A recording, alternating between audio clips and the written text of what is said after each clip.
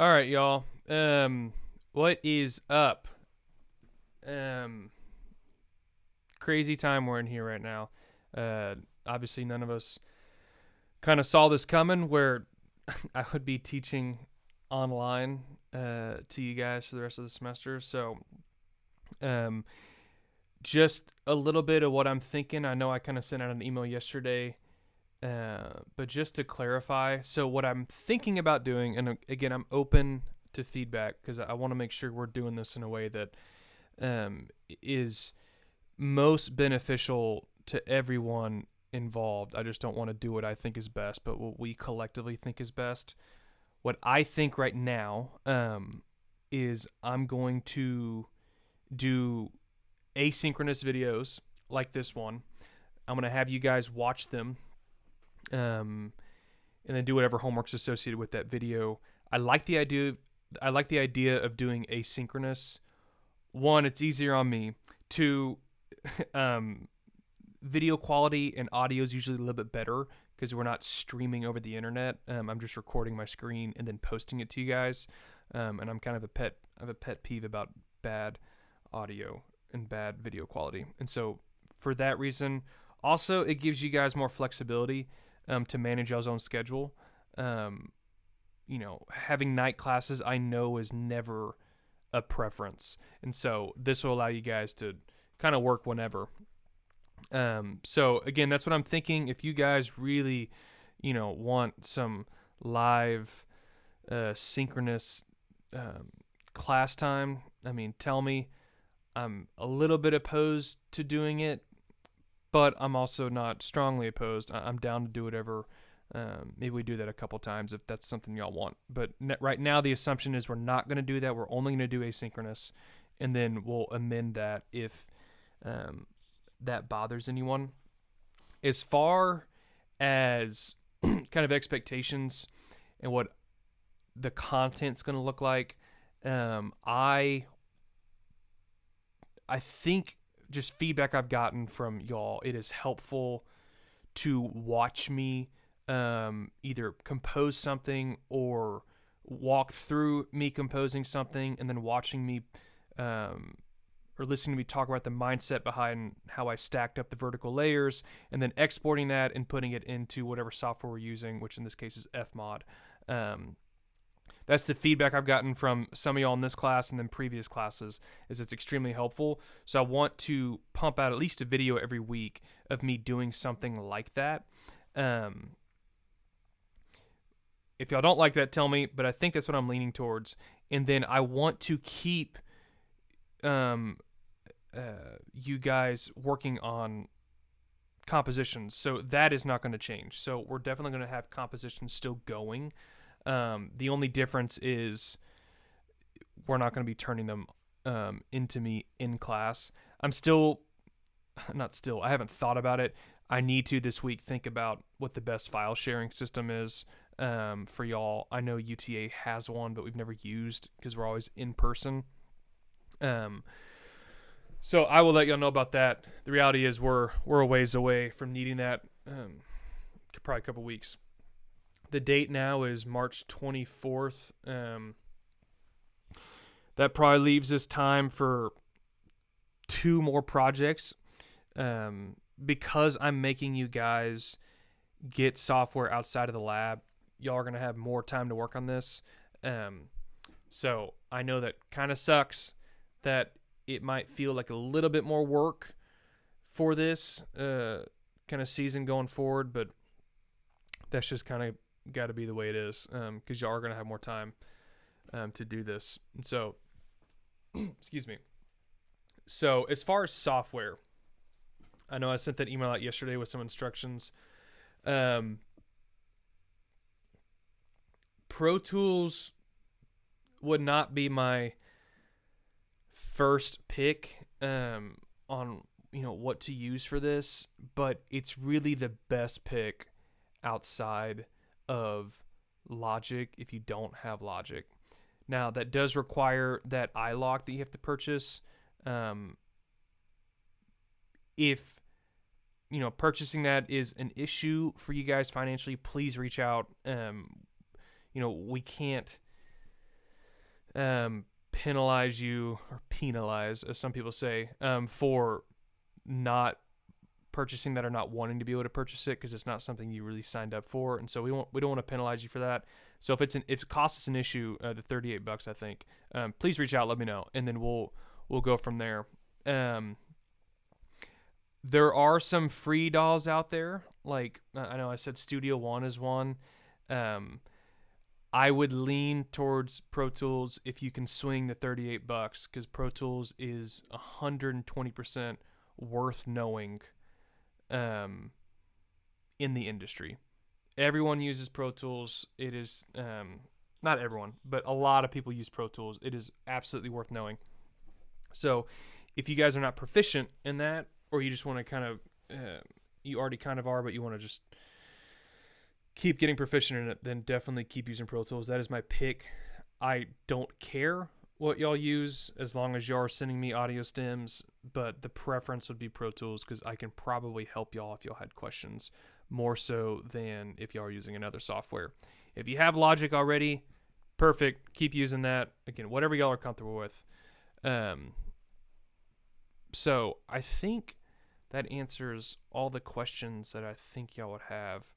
But again, please tell me or reach out to me if that is not the case. So what I'm going to do, y'all can see my screen here. So I initially, I'm still learning. I initially recorded this yesterday and I did a stream for it. And I was going to walk y'all through the composition. And then when I printed out the video, I didn't have all the settings correct, and some of the audio was getting out of sync with the video because I recorded the audio at a different sample rate than Logic was recording my microphone, and it was just too much of a hassle to go in and resync. If you guys have ever dealt in any kind of film, like compose anything for a film, like a school project or something, you guys know that sync issues can kind of be a pain to figure out. And so that sucks. So for this one, I'm just going to kind of retroactively go through my thought process for composing this. I try to keep it simple. I didn't want to do anything too fancy.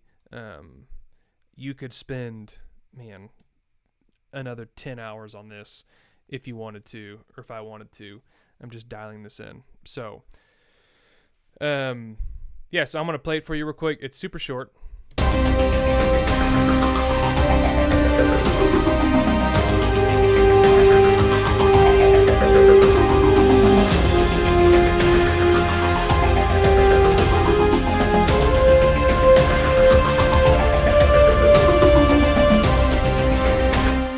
All right.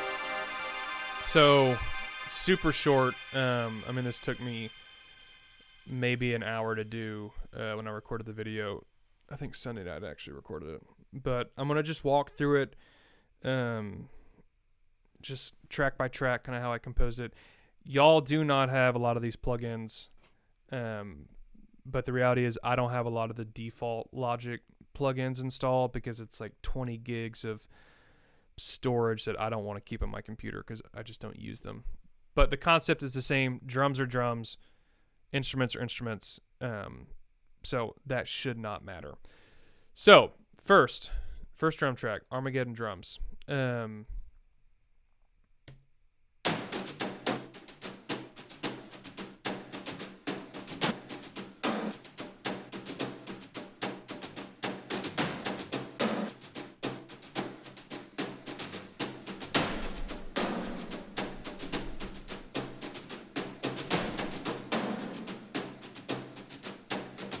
All right, so this is a pretty cool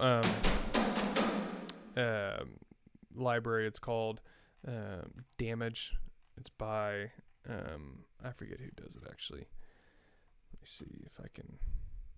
Heavyocity, I think, is who does it. Now I think about it. Super cool plugin. It's got a lot of nasty drum kits in here. And so this is the first thing I put in, just thinking drum loop. I EQ'd out a lot of the low end.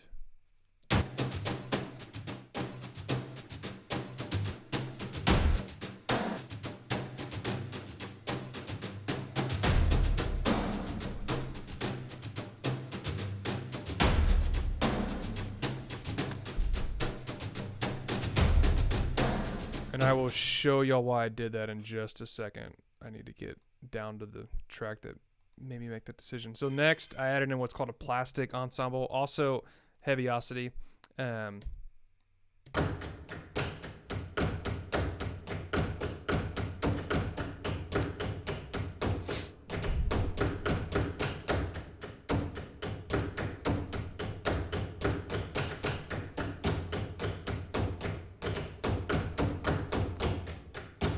Actually, I kind of want to take out a little bit of low end too.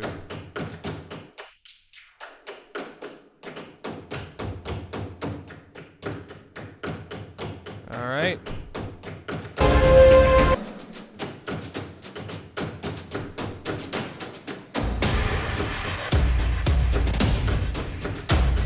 All right, so this guy is a loop. The reason that actually, I'll just play the loop for you. So.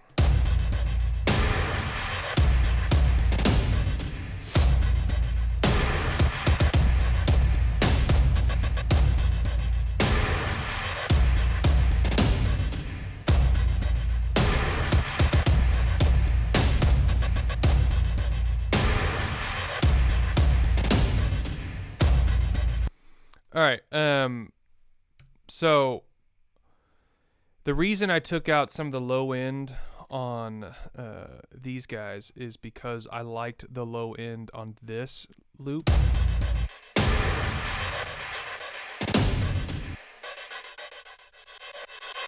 That's weird.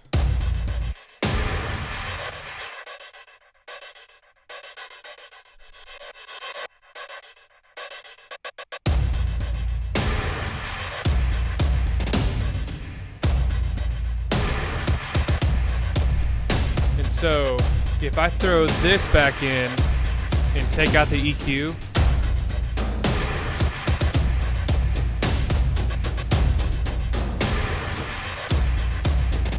I just felt that it was cleaner. And so that's what I ended up doing.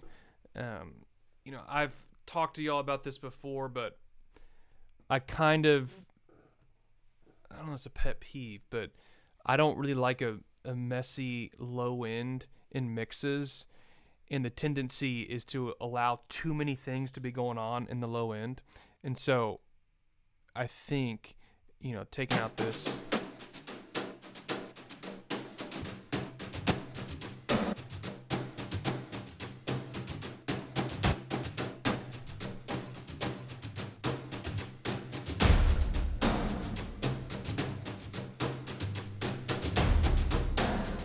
it just helps a little bit.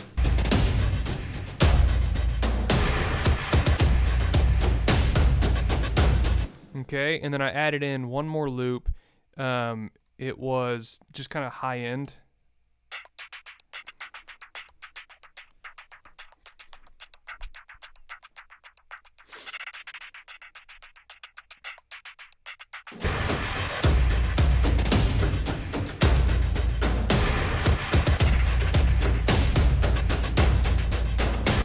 So it's not super audible, but it's definitely adding a little bit of like just high frequency drum loop, which I like.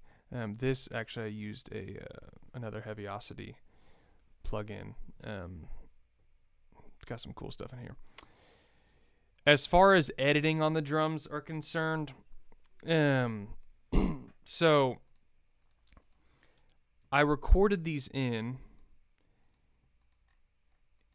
And if you watch, when I quantize, you'll see them move a little bit. So there's a function in Logic called Humanize, which I love to use for drums. Basically what it does, so you go to select all, functions, MIDI transform, humanize, not reverse position. Just change it in here. Basically, you are randomizing certain parameters of these MIDI events. And the thought behind that is no one plays drums perfectly in time. Like 0 people. There's always little things that are not in time, little discrepancies that cause drums, and really all instruments, but in this context, cause drums to feel human. If you were to go in this and just hit Command-Alt, Q, and perfectly quantize it, that's going to sound, once you start adding tons of things on top of that that are all perfect, it starts to sound fake and not real. So what I love to do is come in here to the humanize function, and you can randomize certain things like position, velocity, and length. Position is just where the note starts, velocity is the velocity of the MIDI event, and the length is the actual length of it. I don't want to humanize velocity or length because that doesn't really affect anything with drums. Well, velocity does, but I'm happy with the way I put it in. So select all. I want to randomize the position. Select and operate. You'll see them move around a little bit.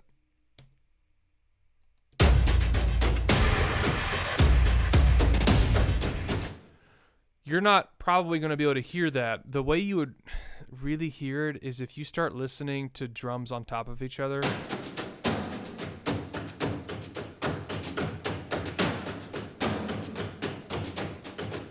I'll do the same thing here. Command 4. It already is kind of humanized, actually. So you can hear certain, what you can call like flams, which a flam is basically where,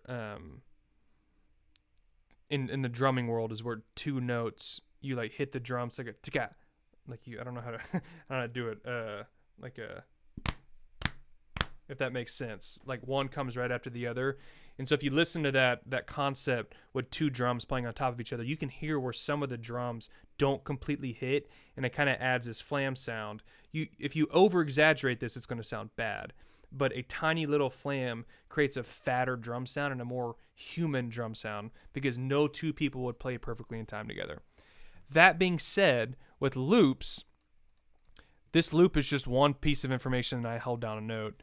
So you would want to make sure that the beginning of this is quantized perfectly, because if you humanize this, the rest of the loop is going to be slightly off based off of how much the beginning was slightly off. So loops, you need them to be perfectly quantized.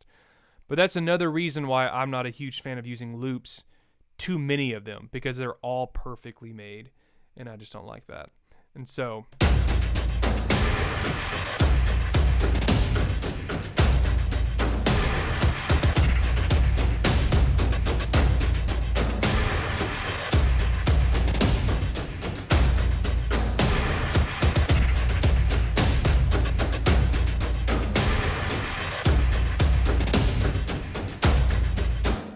all right, so in the original video, I'd spent like a good 20 minutes building this out. But so that I am kind of considering my first layer, which is the drum layer. Maybe even including, I'll include these two. So I put in two swells. And so the way I did that was, in Logic, I did that by hitting H. There's a hide feature. So I actually recorded in the swell as MIDI information, and then I hit Control B and bounce that in place. That then spits out this track, and then I go in and hide the MIDI track. The reason I do that is sometimes with swells, it's hard to know where the peak of the swell is in MIDI world, and I don't like fidgeting with it. So I'll actually come in and just bounce it, and then I'll line up, and actually it's a little off here. I didn't do that well. I'll line up the kind of peak of the swell with the downbeat of the bar, which is really what you want. And so, trying to click on. So you can kind of hear the peak is on the downbeat of bar 5. Yeah, sorry, someone's trying to give me a gift card, and I like gift cards. So, yeah, that's what I did with those.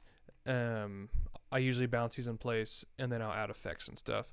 Again, I'm rolling out a lot of low end on this, especially on the arrow swoosh, because I didn't like the original.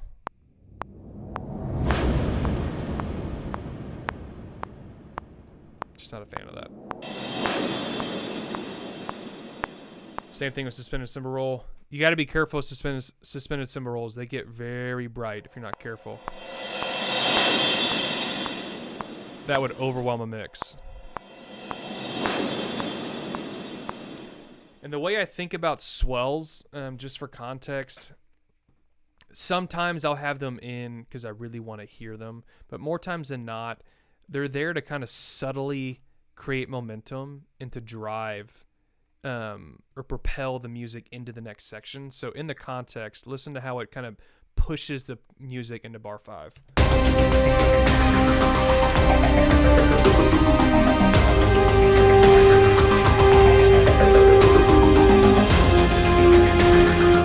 Actually, I could use a little bit more of that, actually. That's not too loud.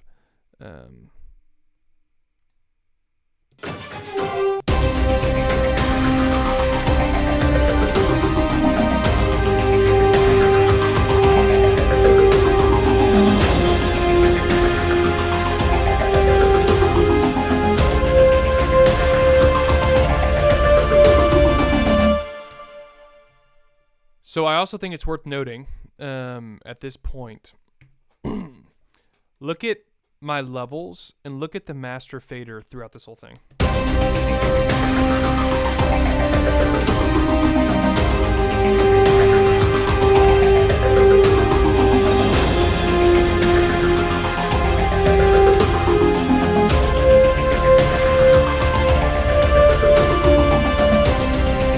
All right, so I'm clipping a little bit, which is okay to clip a tiny bit.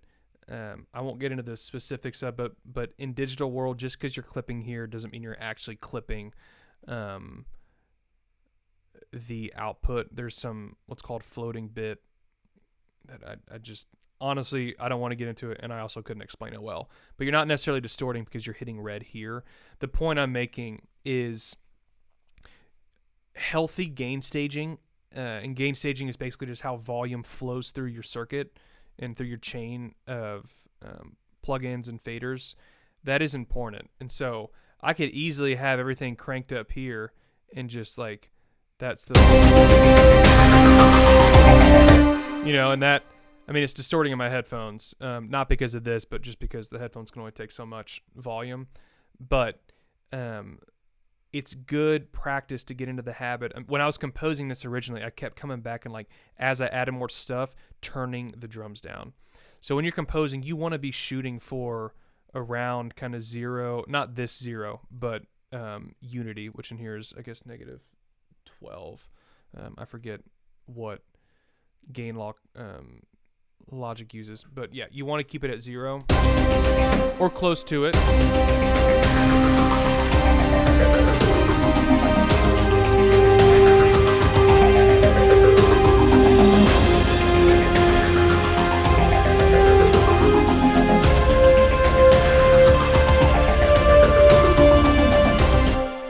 And so then towards the end, once I have everything at a good healthy level, that's when you can go in and add in plugins to make everything louder.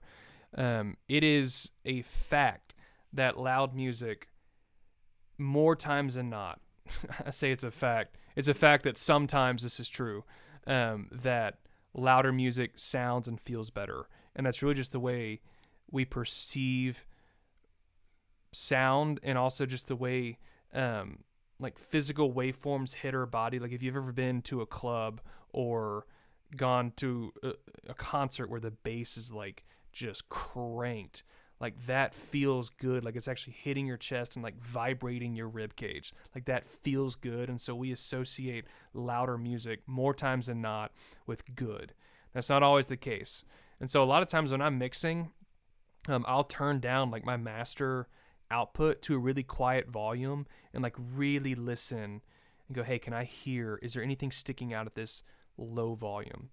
I don't know where y'all are at in the curriculum track or degree plan of doing like audio physics, but a brief summary, if you don't know, waveforms are created differently. So lower notes are wider and longer waveforms, where higher frequencies are shorter. That's why if you were to move away from a sound source, the high frequencies would be the first ones to go, but you would hear the low frequencies for a long, long time. And there's a whole audio physics thing, but low frequencies very long, high frequencies very short. That being said, because sound is there's actually physics there. the louder you turn up music, certain frequencies are hitting you differently than other frequencies. And so that's why it's important. Like you might have the volume cranked and go, man, like this bass feels so good. And then you turn it down and it's like, wait, the bass is way too loud. That's all I can hear. And so you turn it back up and bring the bass down and go, oh, this is nice. So that's an extremely helpful thing to get in the habit of, is mixing at quieter volumes, monitoring your gain staging. It's extremely important. I was not doing this in college. It wasn't until a couple years ago that I really started to understand how important this really was. And so please take my word for it. It is an extremely helpful habit to get into.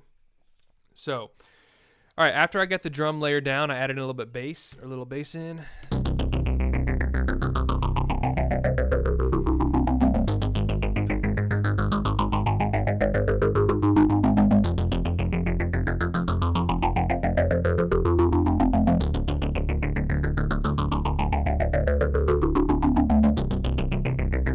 All right, so just so y'all know, the chords are C minor, A flat major, F minor, D minor. I am using the mother of all synthesizers, which is Omnisphere.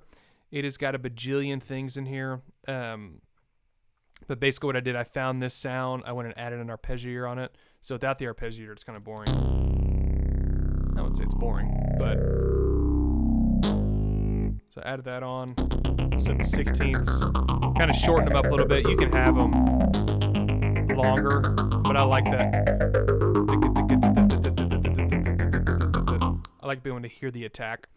So I did that, and then I came in here and added one of my favorite plugins. It's actually an effect rack, and you can add in different things. So let's turn these off.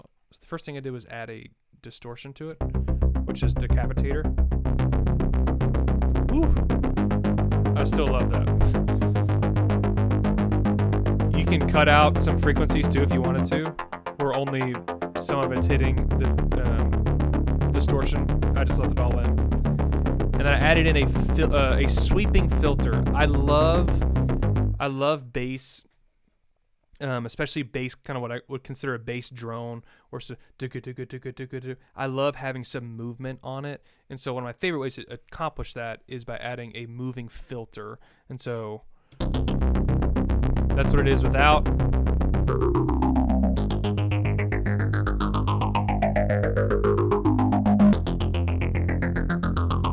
And I don't have it all the way mixed in, but that would be completely mixed.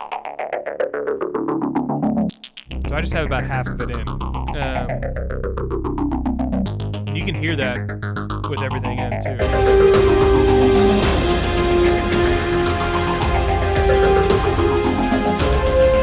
Like it almost feels like the bass is like descending into the next bar. You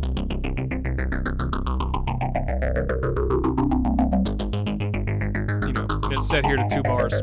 So, that is what I did for bass. I haven't even EQ'd that, so let me think about EQing.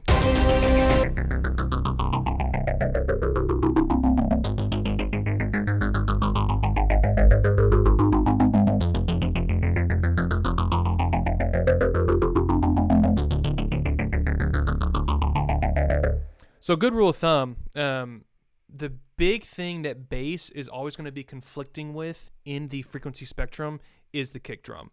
And so listening to this loop, which is where the low end is, I can see that this kick drum is kind of living down here.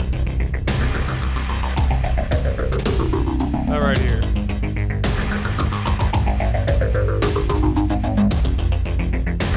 So I want to accentuate that. So I want to carve out some space in the bass frequency for that to live.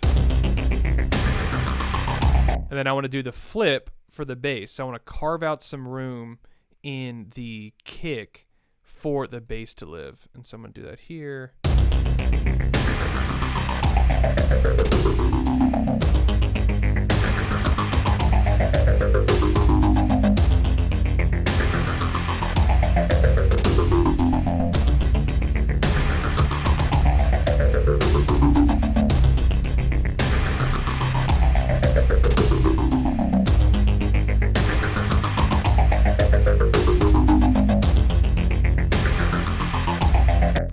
actually, I kind of want to add on one more thing. So,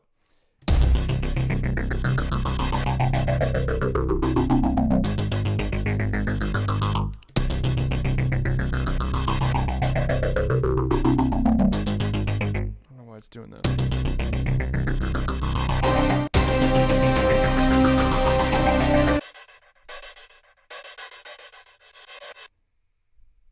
So weird.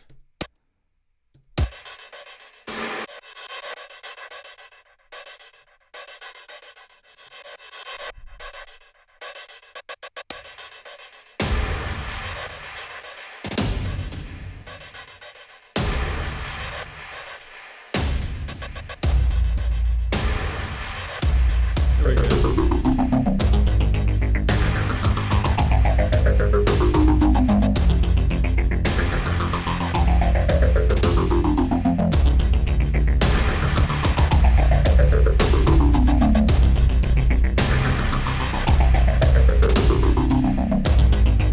All right, cool. That feels good to me. You don't. So some with a lot of these, you know, plugins that get pre-recorded. A lot of the times when they produce them, they're already EQing out unwanted frequencies. It would be different if you're recording an actual bass. And so on a lot of these plugins, what you're EQing mainly for is to carve out space, to create some separation or room from other instruments. Kick and bass is a common one. And honestly, if I took my headphones off and did this over other speakers, I might change the frequencies here. But this is usually a good rule of thumb for bass and kick. You're carving out space. You're doing the same thing with guitar and vocals. You're going to carve out some space in the guitar for the vocal to sit, and vice versa. You're going to find a frequency range for the vocal to kind of sit and carve out room in the guitar. So if you have any questions, again, on any of this stuff that I've talked about so far, hit me up offline. We can get on a call and talk about it more or answer emails. All right, so that is 2 loops in my mind. So I'm thinking so far we get drum loop. This Armageddon thing would work. I upgraded a Catalina this weekend, and that was a big mistake because things are not working like they're supposed to.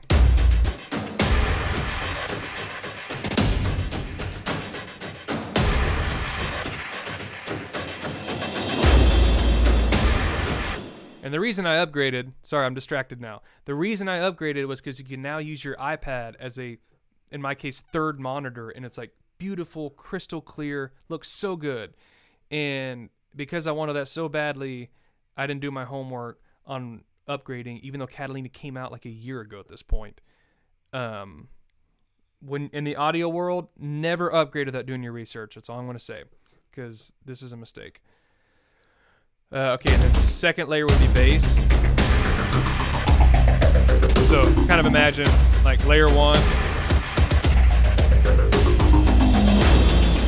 second layer. All right, so I then added this on top. So I'm doing another Omnisphere plugin. This is the setting. They spelled anticipation wrong. Put an arpeggiator on it. And then I added some plugins. I'll kind of walk through. Again, cutting out low end. I added a little reverb on it. Not a lot.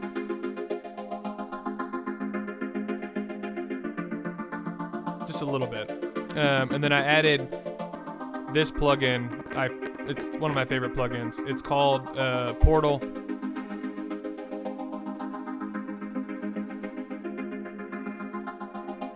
You can kind of hear it doing a little work. It's pretty dope.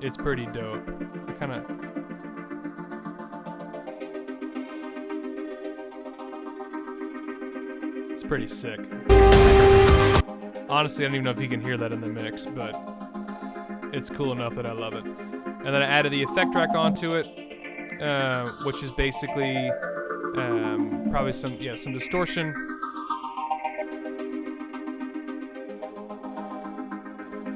You can't really hear it. I've kind of got the dry wet knob down a little bit.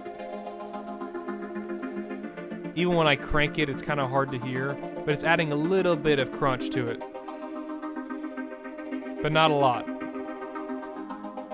And then the Filter Freak, honestly, I'm using the same setting as on the bass. Kind of got halfway mixed, dry, wet.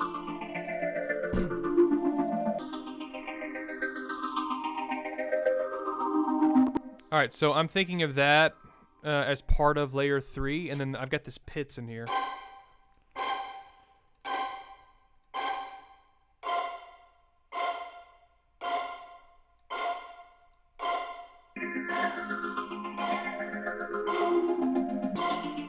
And actually, it's not just a pits.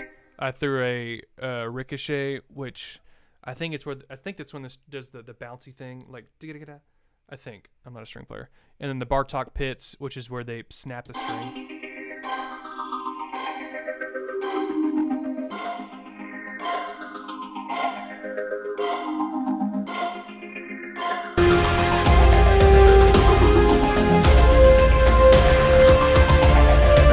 So the pits is kind of hard to hear. You'd probably hear it here.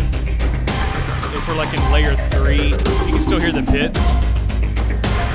But as you start adding on other layers, you're probably going to lose it. I didn't really EQ much of it. I got to take another phone. All right. Okay. Oops. Show recording monitor. Okay. All right. So after the pits, I've got a string ostinato in here.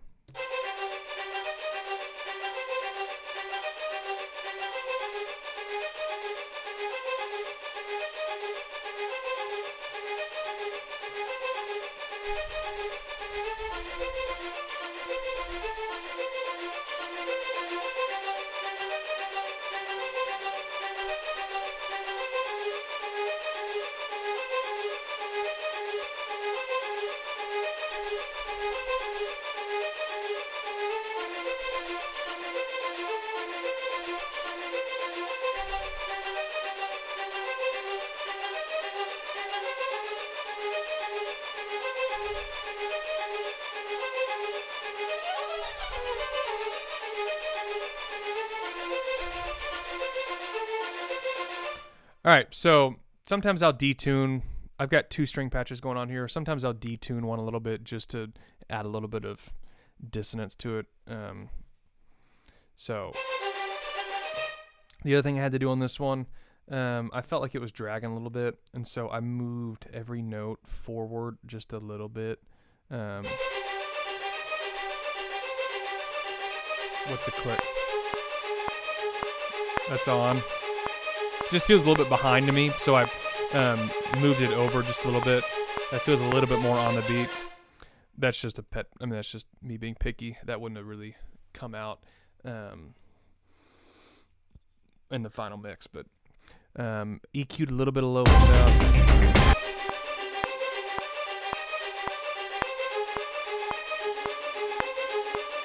Again, not super necessary, but you know, they record these string libraries in a way where, any unwanted noise, they probably already filtered out, but I just do that out of habit.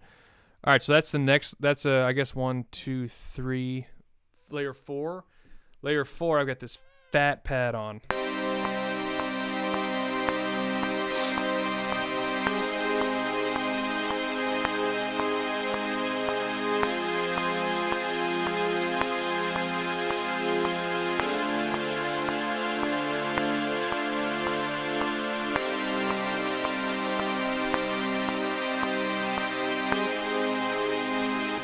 All right, so I'll take the effects off.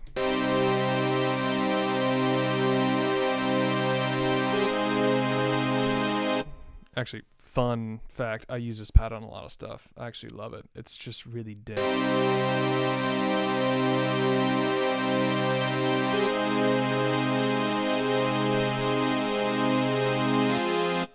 So the first thing I do, I don't, want all that low end, so I EQ'd out some low end. And you can hear that. And honestly, I guess maybe good rule of thumb. So I'm gonna leave bass and Computer Freak going. I'm going to toggle this on and off.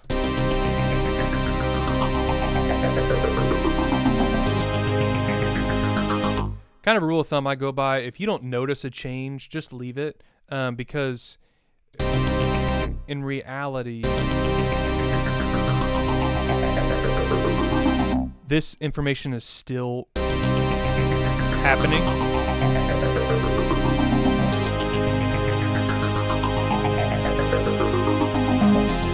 You can kind of hear it.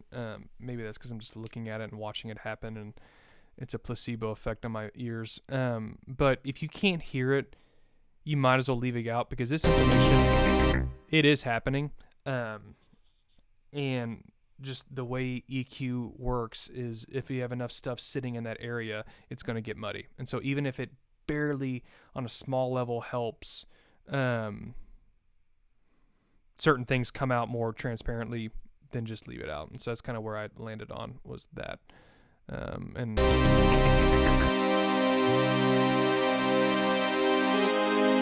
I would just kind of move it up until I heard the bass come out. All right, so that's, I then added a reverb to it, which that's not even that long. Yeah, there we go.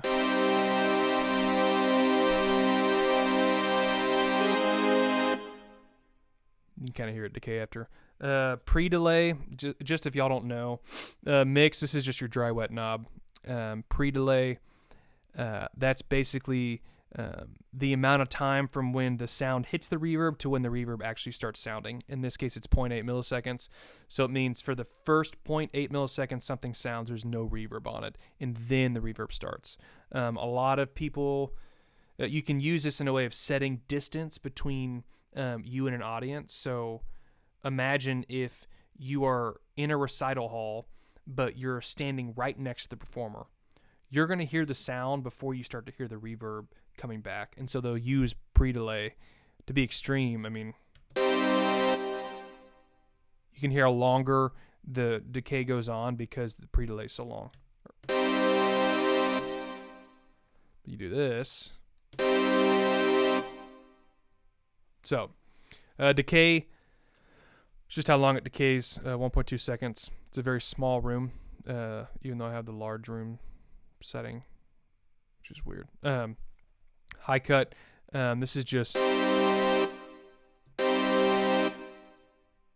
what frequencies it's cutting off. And high cut, just so y'all know, well, hold on.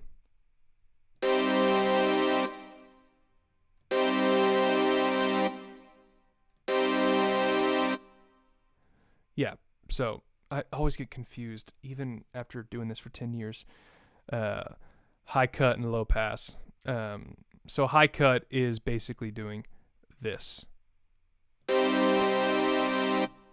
That is essentially all the way down here on the reverb, not on the actual computer freak, but on the reverb. It's not allowing anything above that to go through the reverb.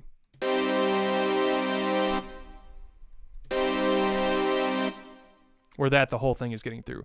Typically on a reverb, and this is not by any means a rule of thumb, but a lot of times on a reverb, you'll see kind of an EQ like this. You don't want a lot of low end or a lot of really shrill EQ frequencies come through a reverb. So a lot of times you'll see something like that. All right. After the reverb, I added in my favorite effect rack. Just added in this crystallizer. So dope.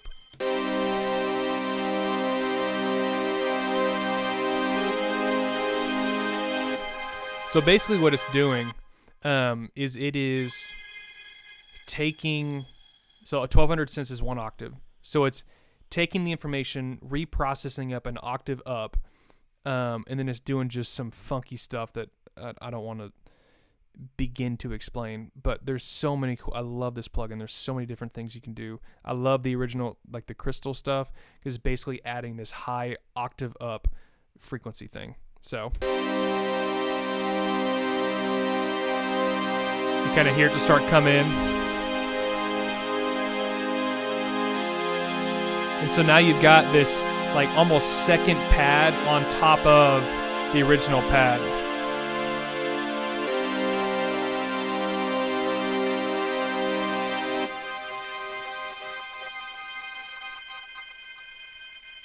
So cool. It's so rad. I love that. I want to do a little bit of that.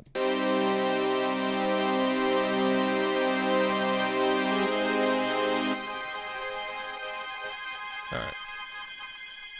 And then shimmer. Shimmer is another type of reverb. It's a little more special effecty.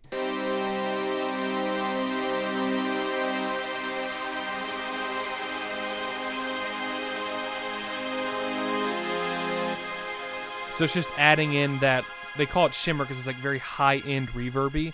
And so I'm just adding a little bit of high-end on that.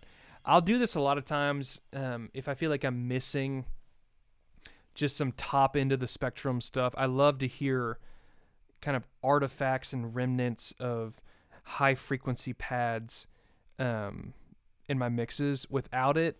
So...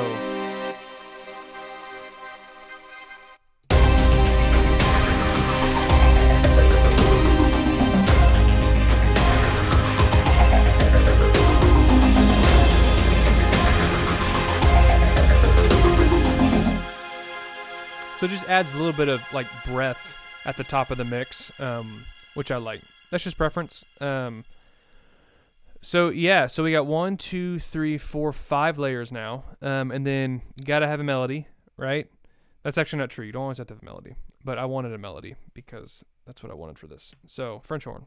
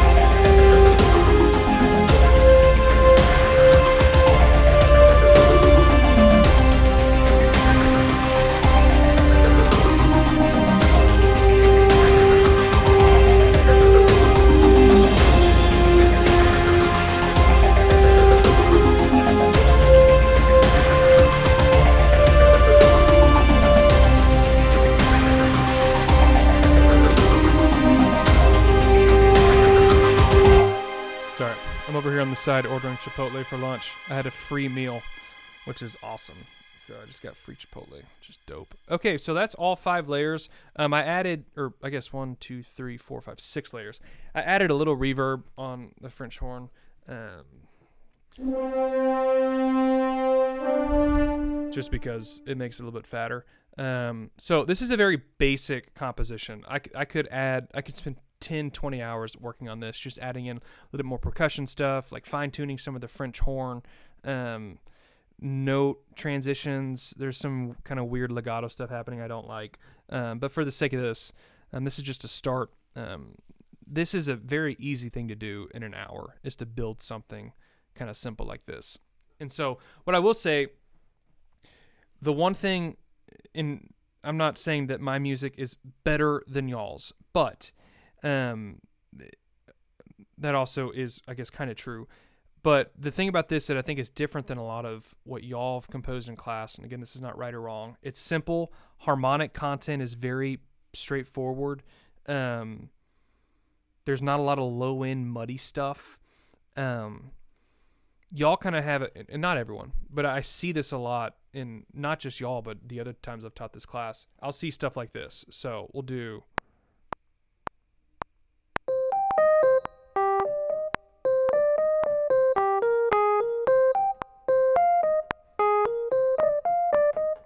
So I'll see that. By the way, there's a lag here that I'm still figuring out. Let me... here we go. Sorry.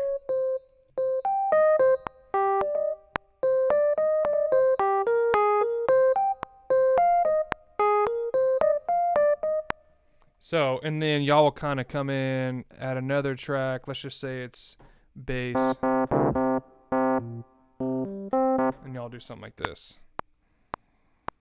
You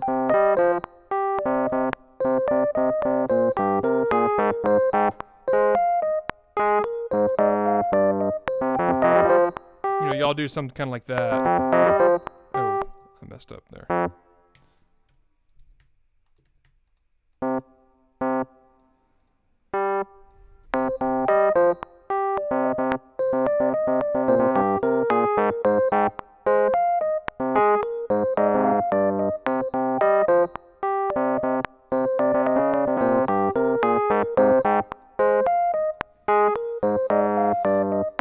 And then y'all go in and add another instrument and another instrument, all doing kind of similar things, and it just gets really muddy and messy, and my ears are just kind of like, wait, what am I listening to? What should I be listening for?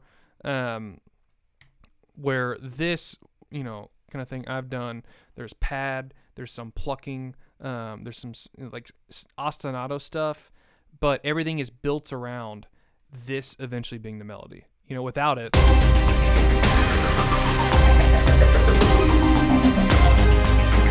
like nothing's really fighting for your attention. I mean, really, the one thing that sticks out to me as like the melody is the moving pluck. So, like that filter moving is what I hear the most of.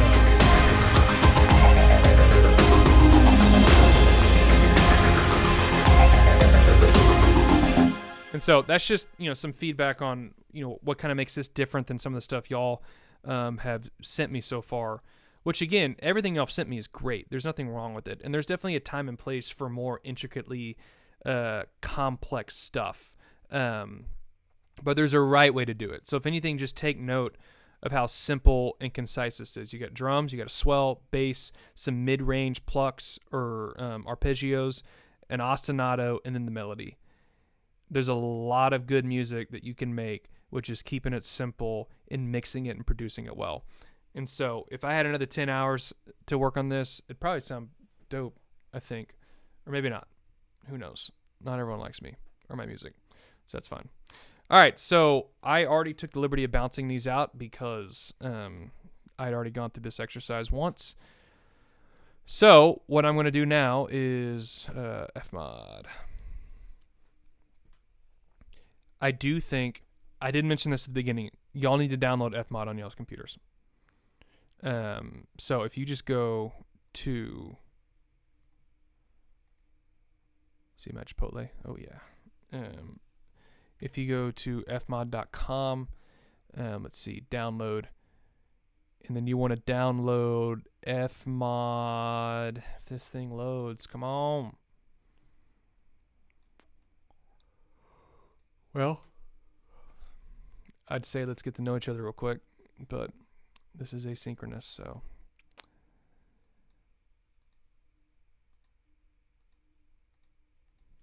Yeah, I need to finish this before 12:08. Oh, so you need to create an account. That makes sense. And then you're downloading FMOD Studio. Yeah, so FMOD Studio. I don't have a problem with y'all downloading this. I don't know enough about it, though, to... Yeah, that's fine. So go ahead and download that. It is free. The way FMOD makes their money is if you are a game developer and you ship a certain amount of products or plan to, you have to pay a licensing fee, which is an awesome way to have it set up. So you can come in here, use this for free, learn the system. The only thing that would make it a pay-to-use thing would be if the game developer you're working with, it's a big game or even a small game that has however many amount of releases. So I'm going to go in here. I'm going to create what's called a new 2D event. I'll leave it called that. And then I'm going to add some audio tracks. Excuse me. And then what I want to do, I put this on the desktop. No, I didn't. I put it on this. All right. So I got layer 1, layer 2, layer 3, layer 4, layer 5, then layer 6. I'll delete these. Now, the way I recorded these, we've talked about this before, you can bounce these as different things. You can bounce them as one, as a layer, and then the second layer has everything the first layer had in it, and then what's in the second layer, or you can bounce it as each layer individually. I bounced it as individual layers, which is my preference because it gives you a little bit of mixing capability in here. You can actually go in and go, oh, the French horn's just a little bit too loud. So there's still some flexibility to mix in here as well. If you bounce it out with other layers inside your layer, you lose a little bit of that flexibility. And so I'm going to add a parameter. Let's call it waves, which I'm thinking, which would just be, let's like boss waves or whatever waves. Waves of enemies. I can't think clearly because I'm hungry. Okay, so, I want to get rid of that too. I don't know why that's there. Something's wrong. Did I just break something? Oh, that's what it was. Let me layer these, or label these correctly because it's going to drive me crazy. Layer 1. Layer 2. Layer 4. Layer 5. And then layer 6. So this is basically the same thing as Logic. It's the same exact mix. So what I'm going to do in here is we're going to create automation points.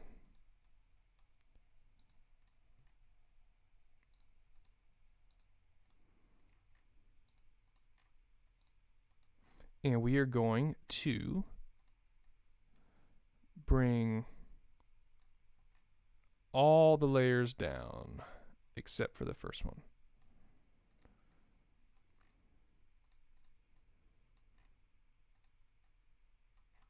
Okay, actually, let's bring this down too. Okay, cool. So now, even though the music is playing and it is being looped, you can't hear it. So this could be, any scenario. The music is running, but you haven't triggered a new parameter yet, so the music's just running in the background, you can't hear it, and it's ready to go at any point. And then, let's say the parameter is 10.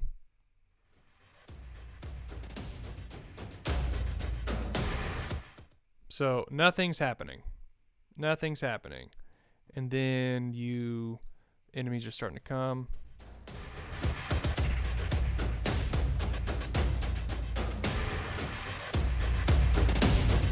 Okay, and then I want to add in a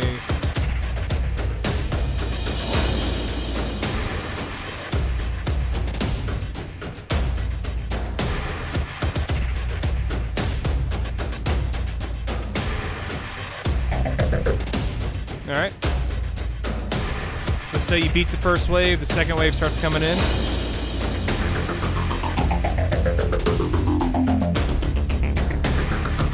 Again, you can go all, and let's say you beat the second wave and something, you have it set up a certain way and it's just, it goes away. You can do that too. Layer 3.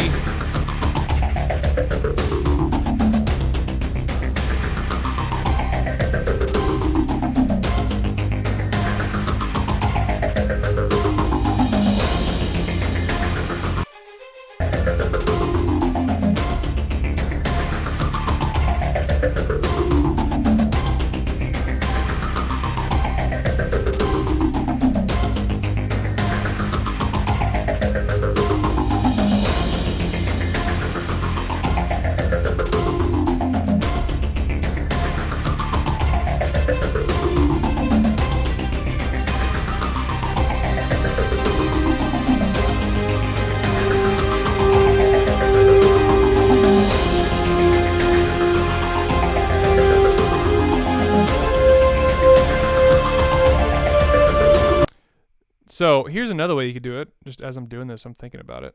You could have this beginning layer that didn't have anything, you could have, let's see, this is the French horn, this is the computer freak. Let's do this. I don't like that. Let's do this.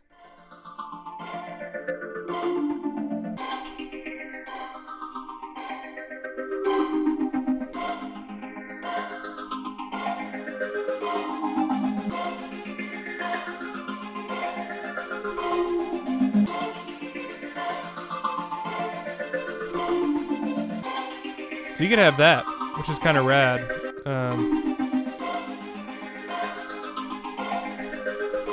And then I'd have to fix that, so I'd want it to come out here.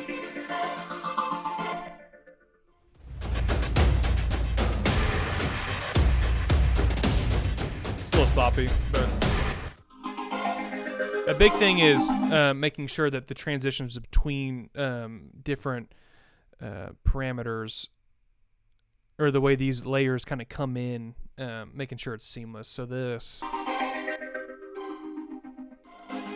solution would be to do it this way. So finding like the bottom.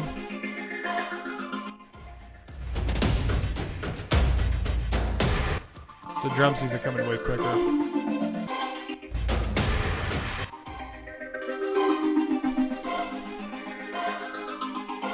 And you can add a layer here where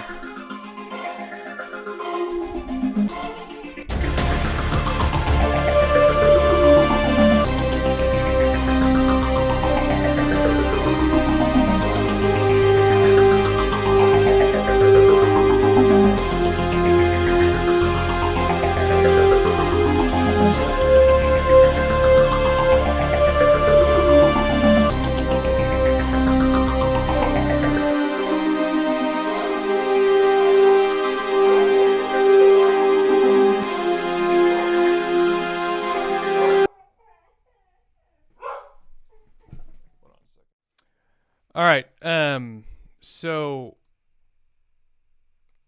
hold on. So if we go back here,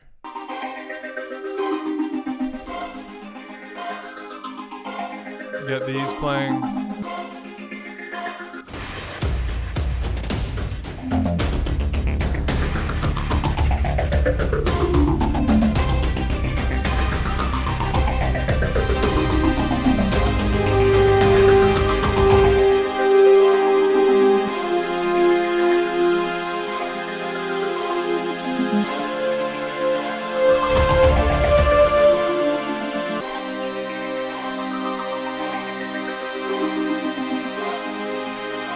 So that could be a cool way to like end out the parameter, and then once the boss fights or whatever this parameter is, once it's done, you know, you can program that however you want. So yeah, that, I mean, this is a very, very, very, very simple implementation in FMOD, but hopefully y'all kind of get the idea of, you know, what we're going for. And so, yeah, you know, when you're composing in Logic, when you're composing this, be thinking about how it ges implemented. You know, this, if I was on the timeline here, hide these.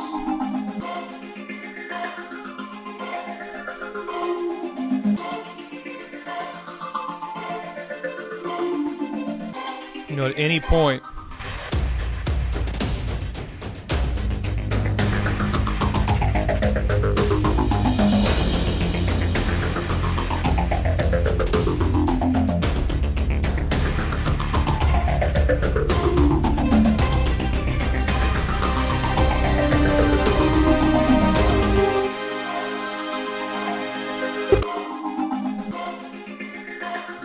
so yeah, tons of ways for you to do that. What? Let me add this into here.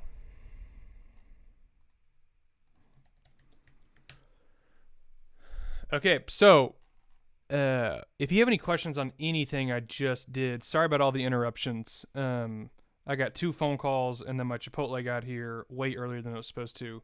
So it's just kind of it's hard to record sometimes in the middle of the day because the rest of the world is still turning. So if y'all have any questions on any stuff I went over here, please hit me up on the side. I'd love to help. Usually it's hard for me to help you guys during the day because I'm, at, another school working during the day. But all of my stuff is online right now. So it's very easy for me to work with y'all whenever you need help. The homework assignment, I'm not putting this in writing because I want to force you guys to watch this video. So hopefully y'all are watching this at the end and y'all didn't bail out halfway through. But the homework assignment is, let's go ahead and do an action adventure piece, kind of in the vein that I just did. It can be 8 bars, it can be 16 bars, 32, however long you want it. And let's get that done by, I'm just going to go ahead and say next Monday. So let's go ahead and get some kind of track composed like this. I mean, guys, this took me an hour, and I know I'm a little bit quicker than y'all because I've been doing this for a while, but even if it takes 3 to 5 hours, that's not a big ask between now and next Monday. And we need to make up for lost time from last week. So, wait, you know what? I take that back. I'm not going to require that because not all y'all have the software yet. And I don't want to put that on y'all. So, ignore that. Ignore me. Let me think. What do I want to do because of that? Okay, cool. This is the assignment. This is going to be the assignment. I need y'all to download FMOD, figure out what software y'all are going to use, and then I need you to email me back. I'm not going to put this in the email, but I need y'all to email me back and just tell me that I'm telling you to email me back saying you watched the video. You can even make fun of me trying to give out an assignment and then going back on it. That way I'll know y'all watched the video. And so please watch. I don't know why I'm saying please watch because I'm only saying to the people that actually did watch it. But yeah, just email me back, and then next week, once everyone's got their software, I'll give out an assignment for y'all to do. All right, peeps.